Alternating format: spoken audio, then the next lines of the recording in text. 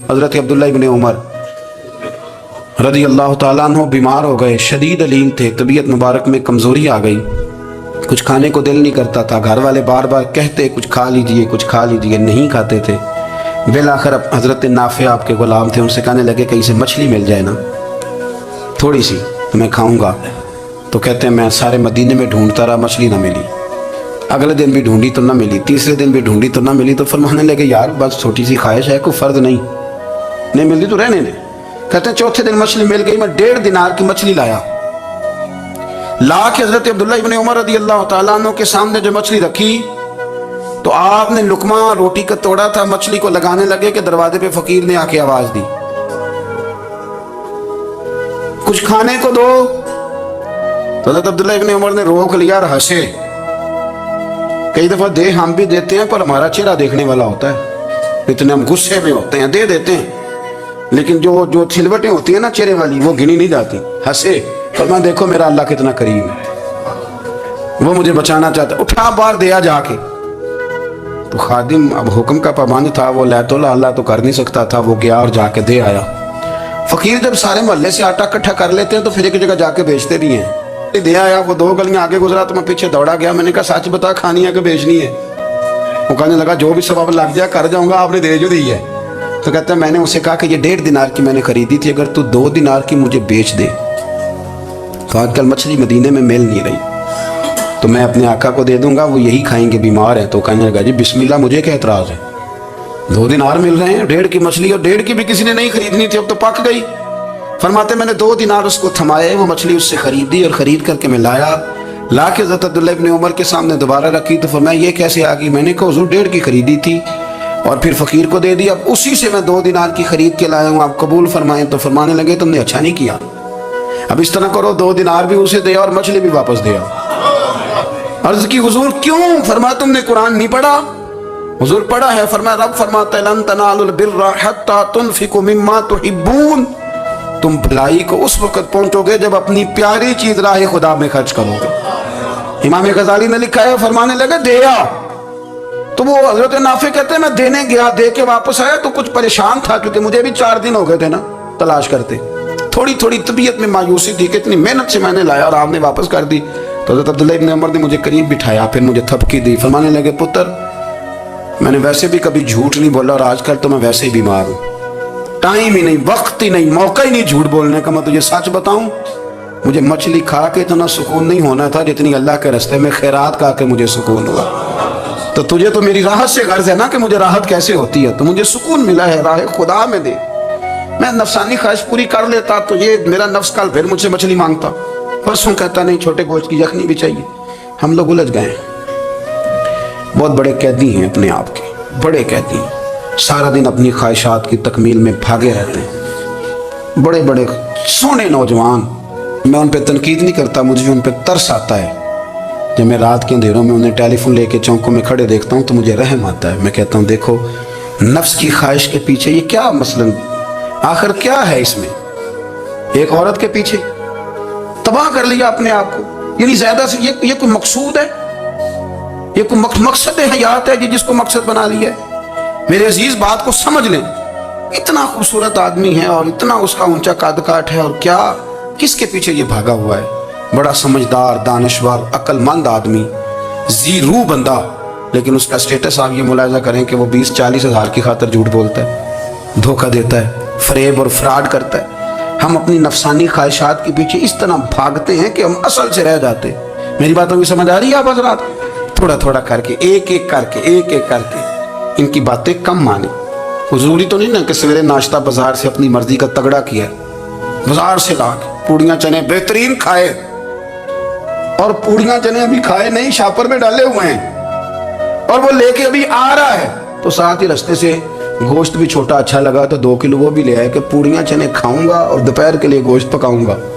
وہ پہلے یہ تو کھا لے صاحب، اس سے تو نجات پا لے۔ یہ پتہ نہیں یہ غم ہوتا ہے کہ کچھ اور کرتا ہے تیرے ساتھ، لیکن وہ گوشت بھی ساتھ لے آیا، یعنی ٹیبل پہ ناشتے کے ٹیبل پہ بیٹھ کے فیصلہ ہو رہا ہوتا ہے کہ ہم نے کیا کھانا ہے، ہم نے کدھر جانا ہے۔ سنگیو یاد رکھو، باتوں کو سمجھو اور غور کرو، یہ تھوڑا تھوڑا کر کے جب ہم چھٹکارا حاصل کرنے کی کوشش کریں گے نا، چھٹکارا حاصل کرنے کی، کئی جگہ سے کسی جگہ سے اگر آپ کو تنبیہ ہوتی ہے نا، تنبیہ، اس میں بھی بڑا مزہ آتا ہے، اس میں بڑا. ہمارے بزرگ تھے تو ایک دن نا میں گیا تو کہنے لگے الحمدللہ آج میں بڑے سکون میں ہوں. میں نے کہا جی وہ کیا ہوا؟ کہنے لگے میں اپنے آپ کو بڑا پیر صاحب سمجھنے لگ گیا تھا. تو ایک وابڈا کے کسی آدمی سے کام تھا تو میرے ایک دوست نے مجھے کہا کہ پیر صاحب اس کو ٹیلی فون کر دیں، سنا ہے آپ کا عقیدت مند ہے. میں نے اس بندے کو ٹیلی فون کیا تو کہتا پیر صاحب میں عزت آپ کی بڑی کرتا ہوں پر یہ کام نہیں ہو سکتا. کہتے ہیں جب اس نے مجھے کہا نا تو کچھ بھی نہیں، تو مجھے بڑا مزہ آیا ہے، ورنہ میرا تو نفس پھول گیا تھا. میں تو سمجھتا تھا کہ جو میں کہتا ہوں ویسے ہی ہو جاتا ہے. کہتے اس نے تھوڑا سا نا مجھے لیول میں کیا ہے، مجھے مزہ آیا. یہ لوگ نا اپنے اوپر بوجھ ڈالتے تھے، یہ تھوڑا تھوڑا پیچھے ہٹتے تھے، یہ سمجھتے تھے کہ اس طرح تو ہماری تکمیل رہ جائے گی. صبح سے شام تک اگر اسی نفس کی باتیں مانتے جائیں گے تو خرابی کرے گا. دولت کا نشہ ہے بھائی، دولت کٹھی کرنے والا کسی جگہ سیر نہیں ہوتا. حسن کا نشہ ہے، حسن کا نشہ ہے. حضرت ابو بکر شبلی رحمۃ اللہ علیہ فرمایا کرتے تھے جو تیری بیٹی کو خوبصورت سمجھ کے اس کے ساتھ نکاح کرنا چاہے اسے بیٹی نہ دینا. حضرت جی کیوں؟ فرمایا حسن تو تھوڑے دن کے بعد ختم ہو جائے گا، پھر وہ اس کی قدر نہیں کرے گا، وہ تو کہیں اور منہ مارتا پھرے گا. حضرت ابو بکر شبلی رحمۃ اللہ تعالیٰ علیہ کی بیٹی خوبصورت تھی. ایک نوجوان کہنے لگا میرا نکاح کر دیں. آپ فرمانے لگے پتر تو 1 مہینے کے بعد آنا، کر دوں گا. بڑی موٹی تازی خوبصورت صاحبزادی. تو حضرت نے اسے دوائی کھلائی، اسے پخانے لگ گئے. جو پخانہ کرتی ایک مٹکے میں سنبھال دیتے. تھوڑا وقت گزرا تو وہ ہڈیوں کا پنجر بن گئی. مہینے بھر میں دست اتنے آئے کہ کمزور ہو گئی. تو ابو بکر شبلی 1 مہینے کے بعد نوجوان کو بلایا، فرمایا ادھر آ تیرا نکاح کروں. بچی دکھائی تو وہ کمزور بستر پہ پڑی. فرمایا شادی کرنے لگا اس سے نہیں میں نے کرنا. فرمایا یہ وہی ہے؟ کہنے لگا جی نہیں. فرمایا تو کہتا تھا مجھے عشق ہے، کدھر گیا تیرا عشق؟ کہنے لگا حضرت صاحب آپ کیسی بات کر رہے ہیں؟ فرمایا ادھر آ. پھر وہ مٹکا جس میں گند رکھا تھا وہاں لے گئے. فرمانے لگے تیرا اس کے ساتھ عشق تھا، یہ ہے تیرا عشق. فرمایا اسے تو میں 4 دن روٹی کھلاؤں گا پھر تندرست ہو جائے گی، لیکن میں دیکھنا چاہتا تھا کہ تو میری بیٹی سے پیار کرتا ہے یا اس کے چہرے پہ آنے والی کچھ وقت کے لیے سرخی سے پیار کرتا ہے، اس لالی سے پیار کرتا ہے جو جوانی کے وقت بچوں اور بچیوں پہ آتی ہے. کس چیز کے دل دادا؟ یعنی کیا مطلب؟ نفس کی غلامی، سراسر غلامی. اور پلٹ پلٹ کے خواہ بڑے بڑے سیانے بندے چھوٹی سی خواہش کے لیے. بڑا سمجھدار آدمی، بڑا سیانا بندہ. میں ایک بڑے بزرگ عالم تھے، میں ایک دفعہ ملنے گیا تو پائے پکا رہے تھے، خود پائے پکا رہے تھے. تو وہ بڑے پیار کی بات ہوتی ہے نا جی. تو تامت باندھی ہوئی اور بڑی جناب خستہ حالی اور وہ پائے پکا رہے ہیں. تو میں نے ان سے کہا حضرت جی پائے تو کسی اور نے بھی پکا لینے تھے، آپ بخاری لے کے بیٹھتے، چلو میری طرح کا کوئی بندہ آپ سے استفادہ بھی کر لیتا. اب پائے آپ لائیں گے، پھر پکائیں گے، پھر آپ کھائیں گے، تو یہ تو 24 گھنٹے آپ کسی کام میں گزر جائیں گے.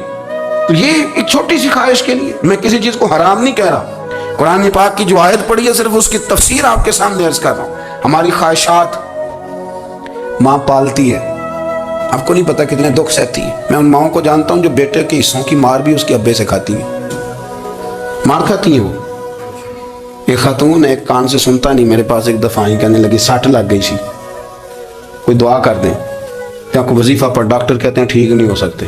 میں نے کہا باڈی صحیح بتاؤ مسئلہ کیا ہے؟ کہنے نہیں کچھ بھی نہیں، مسئلہ کیا ہونا ہے، پتر غلط نکل آیا ہے، اس کا باپ روز مارتا ہے. میں آگے گئی ہوں تو اس نے ایک تھپڑ میرے کان پہ مار دی، پردہ پھٹ گیا. مائیں مار کھاتی ہیں لیکن وہ پتر جس کو بڑی محنت سے پالا ہے وہ جوان ہوتا ہے تو اماں سے کہتا ہے تجھے چھوڑ دینا ہے، پر جس لڑکی سے میرا ٹیلی فون پہ رابطہ ہے اسے نہیں میں نے چھوڑنا، وہ نہیں چھوڑ سکتی. ہر شے کچل جاتا ہے وہ. اماں کبھی لیٹ کے رات کو سوچتی ہے کہ یہ تو میری کل کمائی تھی، میں تو آج بھی اس کے حصے کے تھپڑ اپنی گالوں پہ برداشت کر رہی ہوں، تو یہ کدھر گیا؟ اردشیر نام کا بادشاہ تھا وہ. حضرت محدث ابن الجوزی آج سے کچھ 700 سال پہلے لکھتے ہیں. اردشیر بادشاہ بڑا خوبصورت تھا، جوان تھا، بڑا عقل مند تھا. اس نے اس طرح کی قریب قریب کی ساری ریاستوں پہ قبضہ کر لیا. بڑا عقل مند زیرک تھا، قبضہ ہو گیا. ایک بادشاہ بڑا سخت تھا، اس کے ساتھ جب پنجہ آزمائی ہوئی تو اردشیر کہتا ہے اس پہ میرا قبضہ نہیں ہو رہا تھا، اور جب ہم نے ساری ریاستوں نے مل کے اس پر حملہ کیا تو ایک قلعے کے اندر قلعہ بند ہو گیا. اردشیر بڑا خوبصورت آدمی تھا، بڑا سمجھدار تھا. تو وہ بادشاہ قلعہ بند ہو گیا، اس نے کہا نکلنا ہی نہیں. اب وہ اندر بند ہے، یک بار کی حملہ کیا تو وہ بڑا بڑا قلعہ تھا اس میں بند ہو گیا. اس بادشاہ کی نا جس پر حملہ کیا اس کی بیٹی اچانک ایک دن قلعے کی دیوار پہ چڑھی تو اردشیر کے حسن و جمال کو دیکھا تو عاشق ہو گئی. اور اپنے ہی باپ کے خلاف اسے کہنے لگی کہ اگر تو میرے ساتھ شادی کا وعدہ کرے نا تو میں تجھے رستہ بتاتی ہوں حملہ کرنے کا۔ اس نے کہا میرا وعدہ رہا، تو رستہ بتا۔ اس نے رستہ بتایا اس لڑکی نے، اور بادشاہ نے حملہ کیا تو اس کا باپ قتل کیا، اس علاقے پہ قبضہ کیا شادی کے وعدے پر۔ ہاں ہاں، نفسانی خواہش بندے کو اندھا کر دیتی، نہیں سمجھ آتی اس کو میں کدھر جانا، اندھا کر دیتی۔ حملہ کیا، اور جب اس لڑکی کو لے کے آیا نا اپنے محل میں، تو پہلے دن شادی کی پہلی رات تھی، تو بستر بچھایا کنیز نے، تو وہ کبھی کروٹ ادھر بدلتی کبھی ادھر بدلتی، تو بادشاہ کہنے لگا کیا ہے؟ کہنے لگی بستر میں کچھ ہے، مجھے تکلیف دے رہی۔ اس نے چراغ جلائے اور جب بستر اٹھایا تو ایک اتنا سا دھاگا نکلا۔ دھاگے سے عموماً تکلیف نہیں ہوتی، تو اس نے کہا تو اتنی نرم و نازک ہے کہ دھاگا؟ کہنے لگی میرا باپ نا میرے ساتھ اتنا پیار کرتا تھا کہ روز میرا بستر بھی خود بچھاتا تھا، اور اس نے آلہ رکھا ہوا تھا، وہ ناپتا تھا کہ کوئی پایا اونچا نیچا تو نہیں، میری بیٹی کا بیلنس سوتے وقت خراب نہ ہو جائے، اور میرے لیے گوشت اور کپڑے بھی خود پسند کر کے لاتا تھا، کھانے پینے کا خود خیال کرتا تھا۔ اردشیر کہنے لگا اچھا وہ اتنا پیار کرتا تھا، اور پھر تو نے اس کے ساتھ کیا کیا؟ کہنے لگا بلاؤ کنیزوں کو بلایا، فرمایا اس کو اٹھاؤ اور جلاد کے پاس لے جاؤ، اسے کہو کہ اس کے بال ایک گھوڑے کے ساتھ باندھے، پیر دوسرے گھوڑے کے ساتھ باندھے، اور ایک گھوڑا ادھر بھگا دے کدھر بھگا دے۔ یہ جس کے باپ نے اتنا پیار کیا، یہ نفس کی اتنی غلام ہے کہ اس کی وفادار نہیں رہی تو میری وفادار کیسے بنی ہے؟ اس نے اتنے نازوں سے پالا کہ دھاگا اسے برداشت نہیں۔ او یارو، یاد رکھو، اگر نفس کی غلامی کرو اور بڑے بڑے وفاداروں کو چھوڑ کے غلامی کرو تو پھر کہو وفادار مل جائیں، کوئی بول ابا لڑا نہ بول بیٹھی ہوں دے خصم ناراض بڑ بولیاں دے، کہاں سر کھائے تے بول بول ٹھنڈ پائے، بڑے فرق نہیں سجنا بولیاں دے، جڑیاں خصماں دی وچ رضا وسن، پاگ جاگ جاندے انہاں گولیاں دے، آپ ادلیاں نو سردار پین تکے تے شرما والیاں نو چوٹے ڈولیاں دے۔ اپنے نفس کے پیچھے چلو گے تو یہ تباہی ہے۔ جب ہم نے کسی سے وفا نہیں کی تو یہ کیا امید ہوئی کہ دنیا ہم سے وفا کرے گی؟ اللہ رسول کی مرضی کے مطابق اصول پسند زندگی بنائیں، ایک ایک کر کے اپنی خواہشات سے پیچھے ہٹیں، تھوڑے پہ گزارا کرنا سیکھیں، اپنے نفس کو سمجھائیں۔ ضروری نہیں کہ روٹی ہر وقت مزے کے لیے کھائی جائے، کبھی کمر سیدھی کرنے کے لیے خشک روٹی بھی کھا کے دیکھو، کبھی سادہ کھانا اس پہ بھی اکتفا کرو، کبھی تھوڑا کھا کے اچھے طریقے سے سادے کمرے میں بھی اللہ کو یاد کر کے دیکھو۔ نفس کے پیچھے نہ بھاگیے گا، تباہی کرے گا۔